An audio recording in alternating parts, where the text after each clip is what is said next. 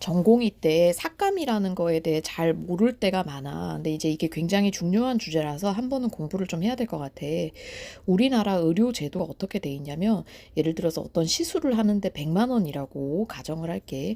그럼 그 100만 원을 환자에게 다 받는 게 아니라, 예를 들면 이런 식이야. 50%는 환자한테 받고 나머지 50%는 심평원이라고 하는 기관에서 이게 적절하게 사용됐는지를 평가를 하고 그에 맞춰서 돈을 후지급을 하는 형태야. 삭감이라고 하는 거는 아까 얘기한 환자한테 받은 돈은 아니고 심평원에서 돈을 못 받는다는 얘기고, 심평원에서 그 지급하는 일정한 기준이 있어. 예를 들면 뭐 항바이러스제 같은 경우에 뭐 어떤 기준을 만족해야 된다. 근데 그런 조건을 만족하지 못하면 심평원에서는 돈을 주지 않게 되는 거고, 병원에서는 일은 일대로 하고 오히려 적자인 거야.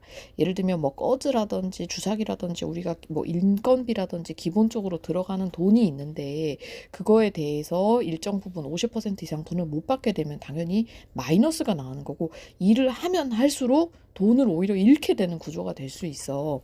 그래서 삭감은 생각보다 신경을 많이 써야 되는 문제입니다. 안 그럼 전공의 선생님도 월급도 위험해질 수 있다는 거 꼭 좀 기억을 해주세요.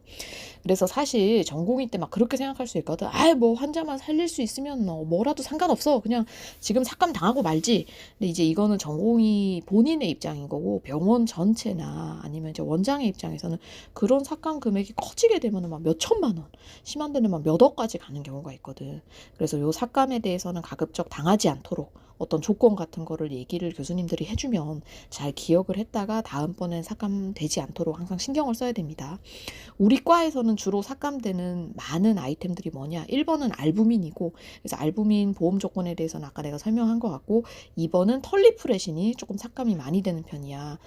털리프레신 같은 경우에는 우리가 정맥류출혈이나 아니면 HRS 때 쓸 수 있는데, 정맥류출혈에는 3일까지 보험이 되는 거고, HRS 때는 일단 7일까지 보험이 되고, 그 다음에 거기서 호전이 없으면 끝내야 되고, 호전이 있으면 최대 14일까지 인정이거든.